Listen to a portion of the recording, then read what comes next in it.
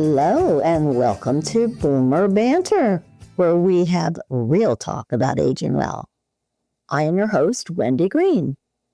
And before Boomer Banter became what it is today, before hundreds of conversations about purpose and reinvention, caregiving, relationships, identity, and aging well, there was this conversation.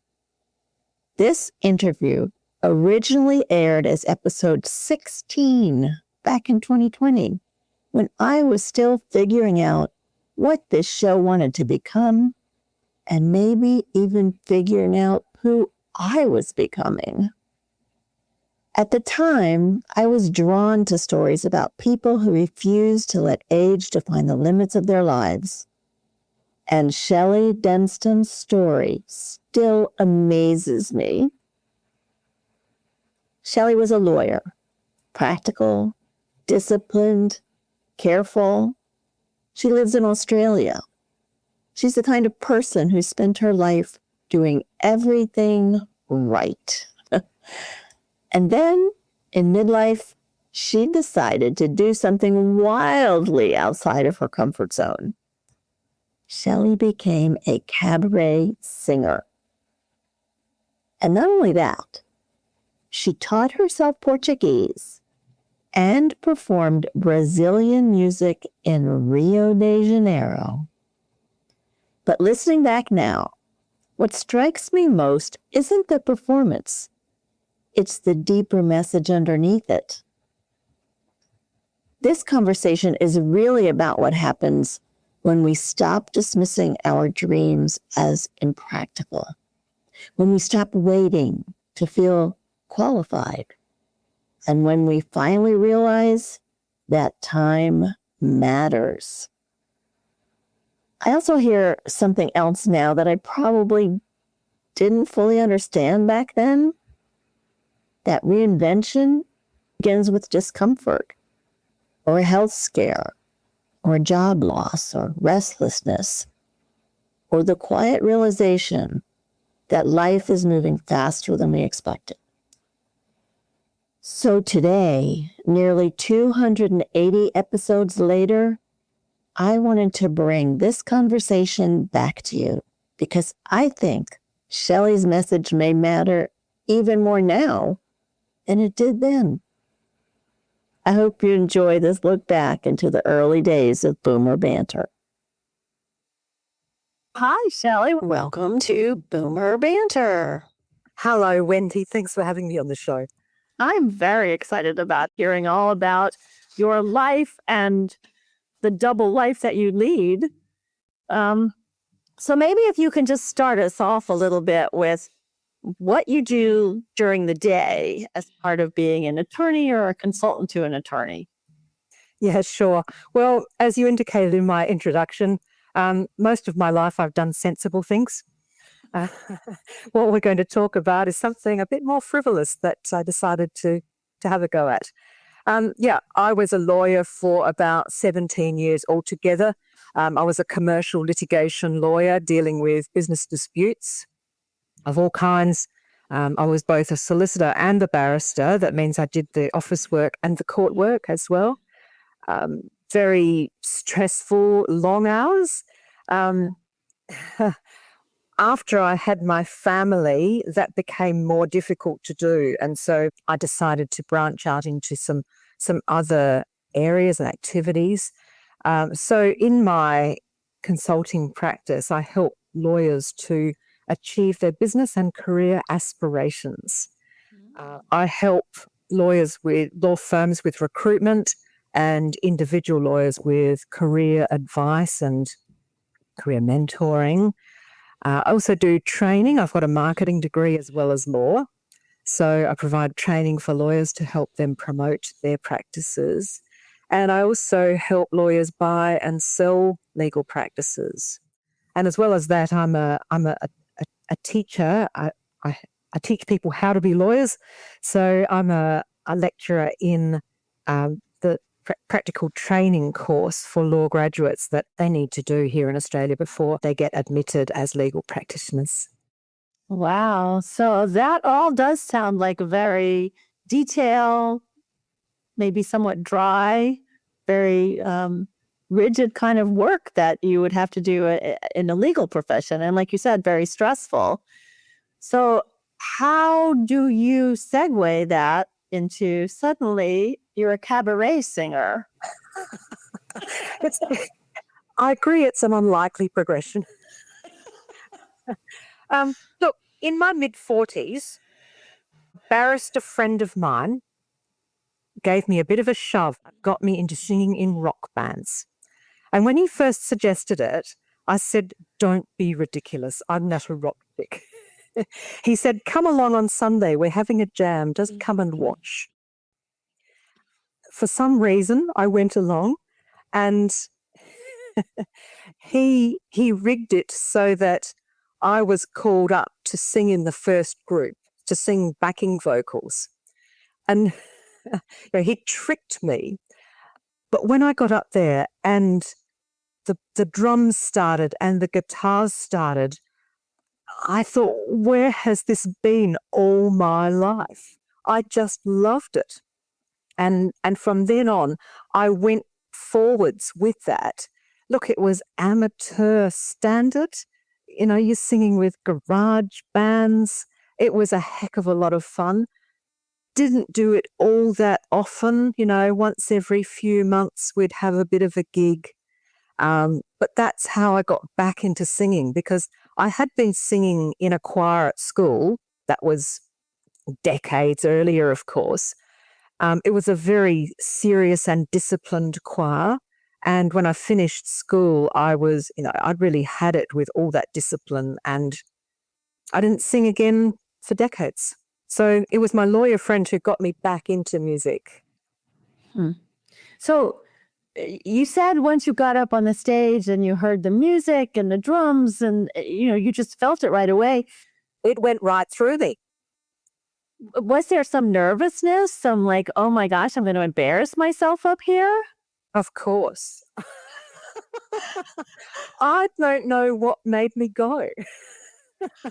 I was terrified, but at the same time, I wanted to give it a go.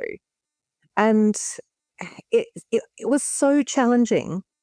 The need to hit the notes and remember the lyrics. Terrifying.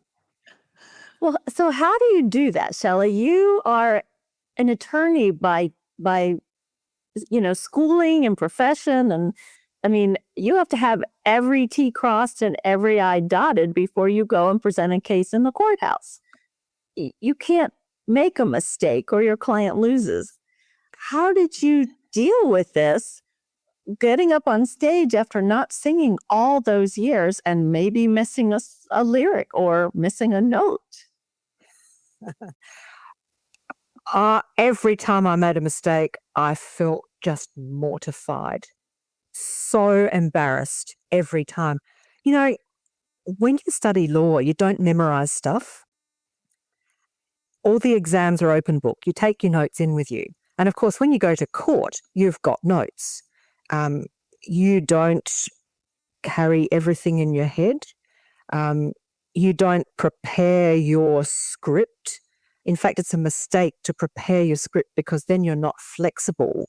You need to listen and react in real time and alter the next question accordingly, or drill down into what the witness is saying.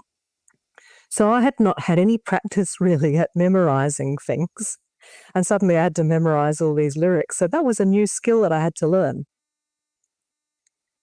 And the other thing is, as you indicated, in court, you have to be very careful about what comes out of your mouth, because what comes out matters. You can withdraw it, but it's not quite the same as keeping it in the first place. Whereas on stage, you need to be a lot more spontaneous. And spontaneity was not my middle name, I have to say. So for someone like you who, you teach, you guide, being perfect in some ways is probably an important part of your professional life. And as women, a lot of us have been taught along the way, you have to be better than these others to be accepted as a professional. I mean, how did you deal with your, this mindset of I have to be perfect? Yeah, it's an interesting concept, isn't it? Because intellectually we know none of us are perfect. But I think that when you're growing up, if you are conscientious and you generally do well, then an expectation develops in yourself and in others around you that you're going to do well. And if you mess up, it becomes very embarrassing. You almost feel ashamed about it. And in a funny way, that kind of holds you back from trying things that you might not be good at. Also, as a lawyer, a new lawyer in the 1980s, it was not common for women to be in the profession. I think my generation was the first large cohort coming into the profession. And so there was very much an aspect of you had to prove yourself to the men, and you almost had to work harder than the men, and you could say do better, but what's that? But you certainly, you were needing to prove yourself. Yeah. So this was probably a very healthy avenue to go out and look at music and say, well, okay, I'm going to be spontaneous. I'm going to be crazy, maybe. I don't have perfect. Yeah. And I'd never done anything really on stage. I'd shied away from things like acting in the past because I thought I'd feel so embarrassed. And now there I was in a rock band with everybody looking at me. Yes, I did that for maybe 3 years on and off. Every few months we did a gig. But by that time, I was starting to find it difficult to find more rock songs that I wanted to sing. I had about 15 songs in my repertoire, but my range was limiting me, and I have quite a deep voice, and I was finding it hard to reach the higher notes. And so that put a lot of songs out of reach for me. And I was looking for something else, something more. And then one day, my husband and I were going out to the theatre, and he dropped me off whilst he parked the car so that I could pick up the tickets.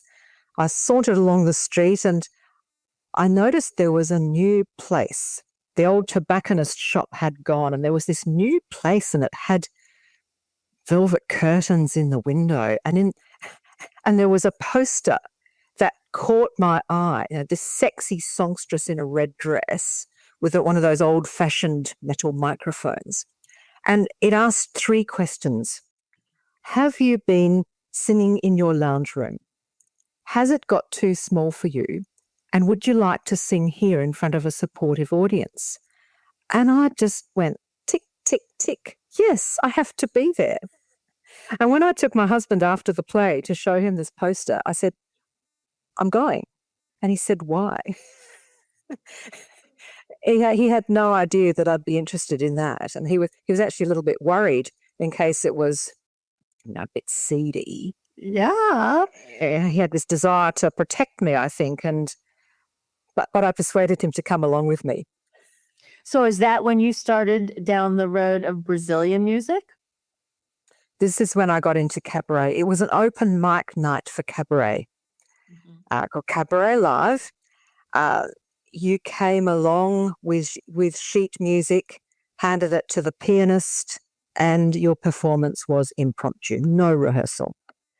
So you can imagine how challenging this was for somebody who liked to be prepared. Made the adrenaline pump. I bet.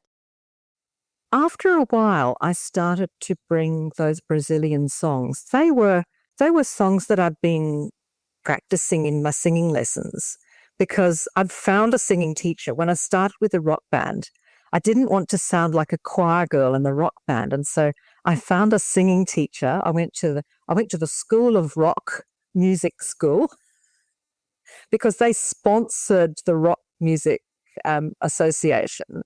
And so they wouldn't think it's strange that this middle-aged woman suddenly wanted to sing in rock bands. So I'd been having some singing lessons and I'd discovered these Brazilian songs. You know, the one that you'd probably know would be The Girl from Ipanema. That's the most famous. Antonio Carlos Jobim, tall and tan and young and lovely. The girl from Ipanema goes walking, and when she passes, each one she passes goes, ah. I mean, just about everybody's heard that song, even if just in an elevator. And that composer wrote so many beautiful songs. And yes, I started to bring those songs along to Cabaret Live and give them a go. Well, then you did more than that. You decided to go to Brazil and perform. Yeah. Yes, shortly after I started at Cabaret Live, I went with my husband to the Diana Krall concert in the Barossa Valley. Diana Krall, beautiful jazz pianist and songstress. And there I bought the DVD of Diana Krall's concert in Rio. And the next weekend, I snapped open the box and put the disc in the machine, settled back on the couch to watch Diana performed her repertoire of jazz standards. And yeah, it was in a theatre that was like La Boheme, where I did Cabaret Live, but on a much bigger scale. You know, little round tables, cocktails, candles, muted lighting. And then Diana started singing in Brazilian Portuguese. And by the time she reached the end of the fourth line, the whole place erupted. You know, people were cheering wildly and the roof just about lifted off because she was singing in their language and they were loving it. And at that moment, I sat upright on the couch and I said to myself, I want what she's having. I wanted to sing their music in their language, in their country. I wanted my own concert in Rio.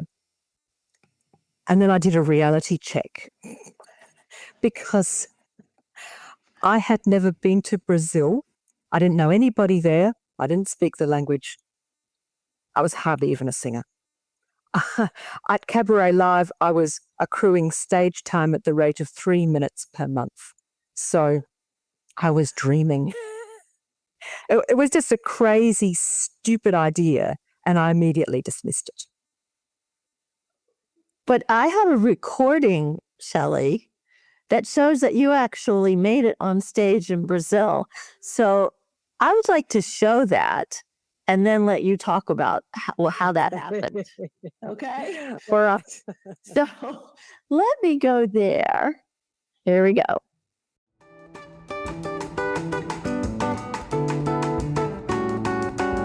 Tall and tan and young and lovely, the girl from Ipanema goes walking, and when she passes each one she passes goes, ah. When she walks it's like a samba that swings so cool and sways so gently, but when she passes each one she passes goes, ah. Oh, porque estou tão sozinha. Oh, porque tudo é tão triste. Oh, beleza que existe. A beleza que não é só minha, que também passa sozinha. Ah, se ela soubesse que quando ela passa o mundo sorrindo, e enche de graça e fica mais lindo por causa do amor.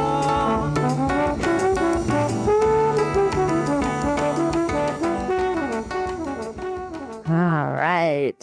That was amazing. How fun.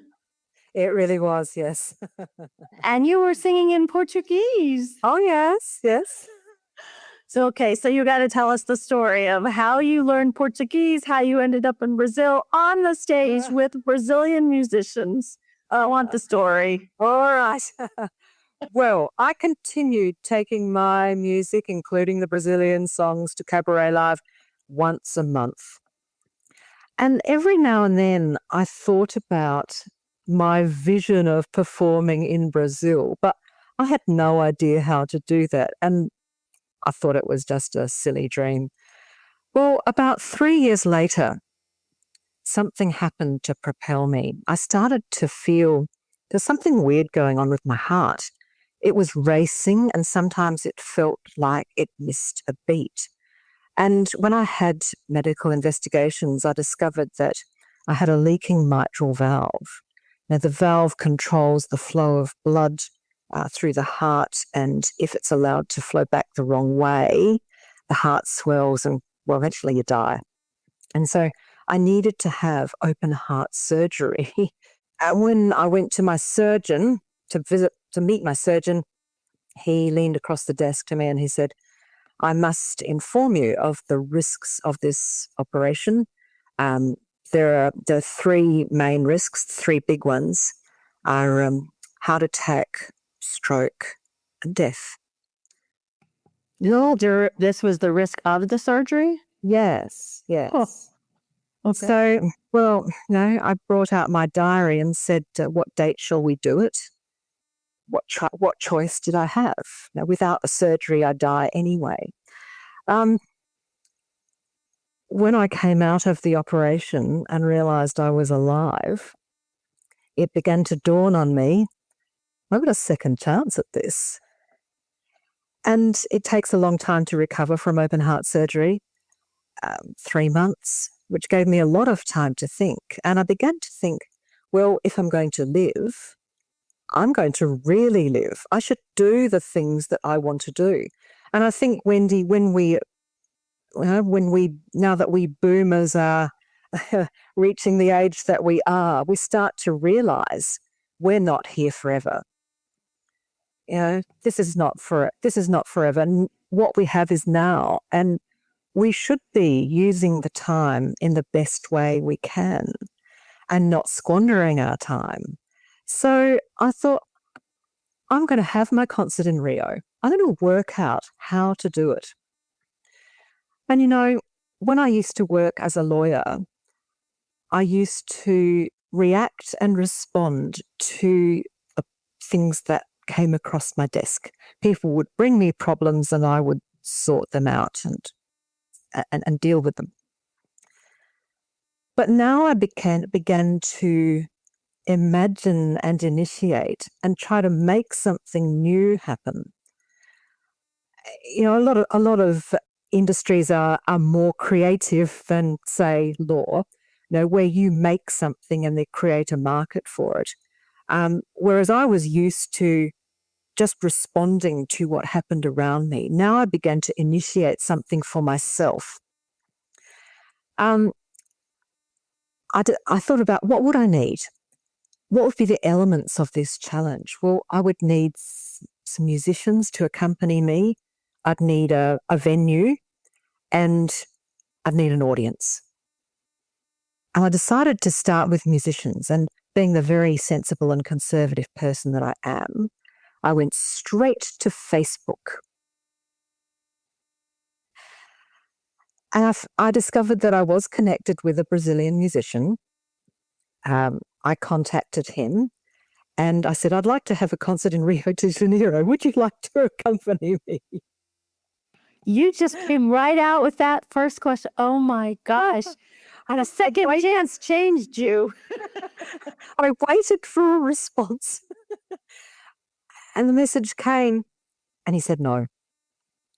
He said no because he didn't play the songs that I had mentioned or the composers that I had mentioned. He played the songs of other composers, which I didn't sing.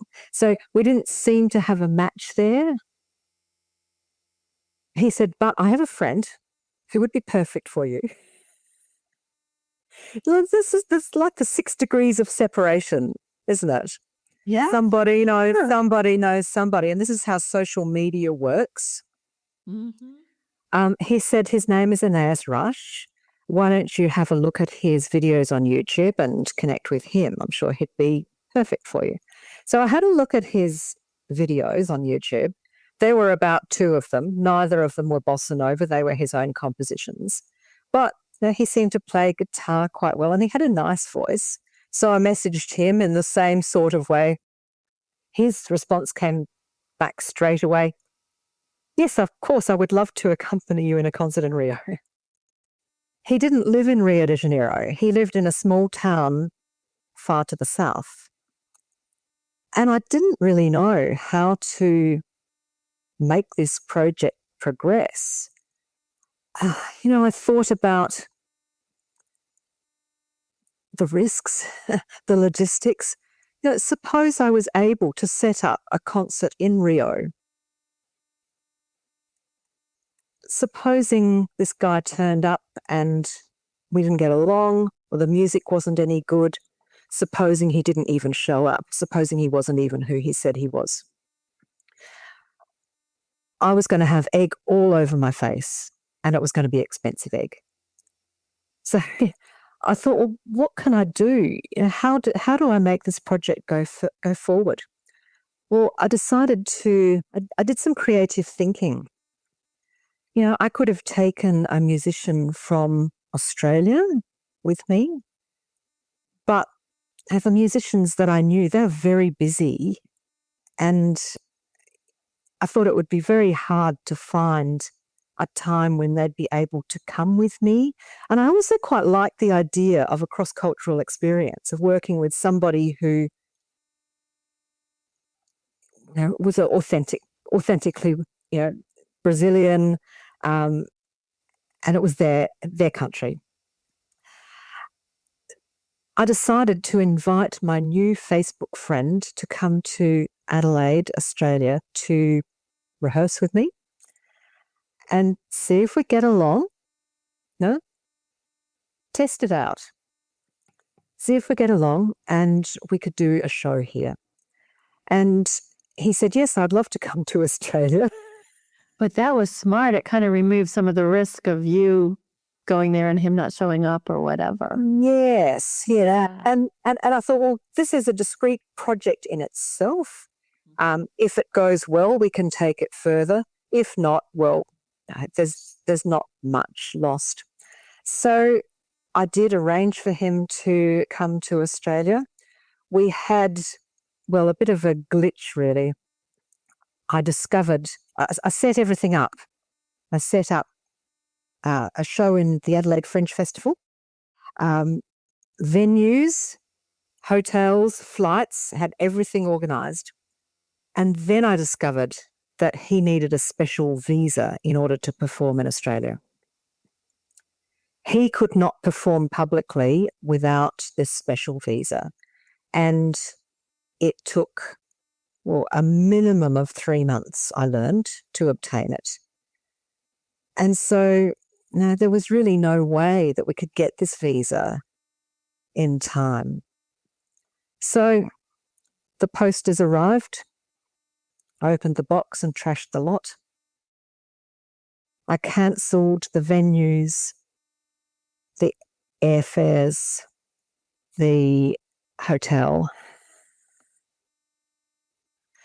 and started again for the following year. It took 9 months to get the visa. It's a very complex process, particularly with a language barrier. And you asked me about learning Brazilian Portuguese. The funny thing about this project was once I was committed to it, all kinds of coincidences occurred to help me reach my goal. I found people to help me with the music and with the language. I found a language school 5 minutes from my home, the Brazilian Ethnic School of South Australia. It was newly established. I saw an article in the newspaper and phoned up the director to organise to go for classes. I started going to lessons on Saturday mornings. And by the time my Brazilian friend arrived, we finally did get his visa. People later said, I never thought you'd get it. Didn't believe you'd get the visa. And I had never done any visa work either. I did that all myself because I thought, it's just so hard with the language, the language barrier. So yeah, by the time my Brazilian friend arrived, I had been learning for about 12 months. Oh. I was not conversational. There's only so much you can learn on Saturday mornings in the space of a year. Can you imagine how I was at the airport the night he was arriving? How excited and nervous I felt. Did he get on the plane? Did he think it was just a hoax? What would he be like? Would we get along? What would the music be like? And I waited for about an hour and a half at the airport until a man came out with a fedora hat on his head and a guitar on his back. And I recognized him straight away. And I ran towards him with my sign with his name on it. I took him to the car park with his gear. We put his luggage in the back, and he tried to climb into the driver's seat of my car. Oh, We wrong drive side. we drive on the other side of the strand. Wrong side. So I got into the car, and as we drove away towards the city, I realized I have to speak. We can't sit here in silence. I have to speak. I'm going to mess up big time because I've only been learning for a year, but it's better to make mistakes than it is to drive in silence. Well, he didn't seem to be too worried at all. He just spoke in Portuguese and assumed that I would understand. He spoke no English. Oh, no. But look, we found a shared vocabulary. We managed to rehearse. We got to know each other. My proficiency in the language increased immensely in the 10 days that he was here. We did our 2 shows in the festival. They went really well. And the net result of all of that was that he invited me to come to Brazil to perform in his town, Jaraguá do Sul. And I thought that's a really sensible next step, because we'll consolidate our musical partnership and we'll get to know each other better. And yeah, that's a really good next step in our partnership. So that's what we did. My husband and I went to Brazil. This was our reconnoiter trip. He found a conference that he could attend in Recife in the north. And on that visit also, we went to Rio de Janeiro because we needed to find a venue. Okay. And a musician friend here had a friend in Rio de Janeiro who ran a music bar. So we organised to go there. We managed to get tickets. We went there on a Saturday night. I'd sent a show reel to this guy by email and managed to speak to the guy during the break. And he said, haven't we responded to you yet? I'm really sorry. It's just been crazy. It's just been so busy. Yeah, sure. We'll put you on the program. No problems. So easy as that. No problem. That's great. And as we departed, he said, yes, look, send me an email. We'll set it up. Got back to Australia and emailed him to work out a date for the show. And I didn't hear back straight away, so I emailed again. He must have been so busy. So I phoned and I was told, look, the best time to speak to him is 11 a.m. on a Saturday. That equates to about midnight on Saturday night. Did I feel like phoning Brazil at midnight on Saturday? Really not. But I made the call, spoke to the guy, and he said, oh, sorry, I've just been so busy. Yeah, look, email me at my private email address. And I took it down. So I emailed him. Still nothing. Kept checking. No, has it gone to spam? This went on. And obviously, the guy says yes, but he means no. For some reason, we're not what he's looking for, or, for whatever reason, he's not responding. And having thought we had a venue and a deal, I was back to square one. Yeah. The result of the trip to Rio was just zero. So had to do some more research to find other possible places, emailed those places, still no response. And ultimately, my Brazilian friend Aeneas said, look, I have a friend, Mara, who works in the theatre, and I had met Mara and I thought she's pretty sensible. He said, how about we get Mara to follow up your inquiries? And I thought that makes a lot of sense. She can act as our agent. And she followed up those inquiries, and only one place responded to Mara. And that was a place called Beco das Garrafas, in English, Bottles Alley. This was, in the 1960s, the top place for bossa nova artists to perform. And I almost didn't dare to inquire because of that. That was the place that booked us to perform. Wow. We performed a 2-hour show there. Oh my gosh, Shelley, that's so exciting. Can you imagine the moment that I stepped on the stage where my music idols had performed, including Antonio Carlos Jobim, the composer of The Girl from Ipanema, Astrid Gilberto, João Gilberto, Marcus Valle, Sergio Mendes. All the greats performed there. So you have certainly come from react and respond to imagine and initiate. Wow. Anybody who knows you now is going to know that if you put your mind to something, you're going to make it happen. Well, I think anyone can. I reckon the key is to commit. Because once you're committed, you'll find a way. That's amazing. I mean, I think that would be an amazing takeaway from what we're talking about today. But I wonder if there's anything else besides the idea that I think anyone can do what they commit to and what they dream about.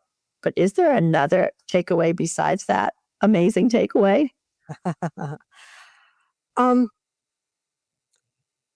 I think an important thing is to have the dream and to honor the dream, not dismiss the dream. I think everyone, at least once in their life, should do something to amaze themselves. Take that step outside your comfort zone, whatever it is for you. I have friends who run marathons and climb mountains, and that's not for me. Music was my thing. But whatever it is, whatever your thing is, take that step and be bold. But you have certainly inspired me. It's such a great story. And yes, maybe it was a second chance, but I think inside of you too, there's this belief in yourself and this desire to live your life, which is a great example for everybody that's been around you, I'm sure. Listening back to this conversation all these years later, I do hear it differently now. At the time, I think I heard Shelley's story mostly as inspiration. Oh my gosh, this woman was chasing an impossible dream and making it happen. But now I hear something deeper. I hear a woman giving herself permission to become more than one thing. She was a lawyer and an artist, disciplined and spontaneous, a person who was reactive and responsive, and now she is imaginative and initiates. And honestly, I think many of us spend decades shrinking ourselves into one acceptable identity. You were a parent or a professional, a caregiver, a helper, a spouse, the reliable one. Then one day, we wake up and wonder, Is there still another part of me waiting to be explored? That's why I wanted to revisit this episode. Because aging well is not about staying young. It's about staying awake to possibility. Shelley said something in this episode that I still think about. She said, honor the dream. And not every dream will become the full reality, as she even mentioned in the episode. She said, even if she hadn't made it to Rio, she had so many experiences on the journey. The journey mattered as part of the dream. But maybe there's something inside you that still wants expression. A voice, a curiosity, a longing, a creative spark, a desire to contribute in a new way. And maybe the real risk isn't embarrassment or failure. Maybe the real risk is dismissing yourself before you even begin. So thank you for being part of this journey with me, whether you've been here since episode 16 or you're brand new to Boomer Banter. And if this conversation stirred something with you, I'd love to hear about it. But until next time, keep learning, keep growing, and keep reminding yourself you are never too old to set a new goal or dream a new dream.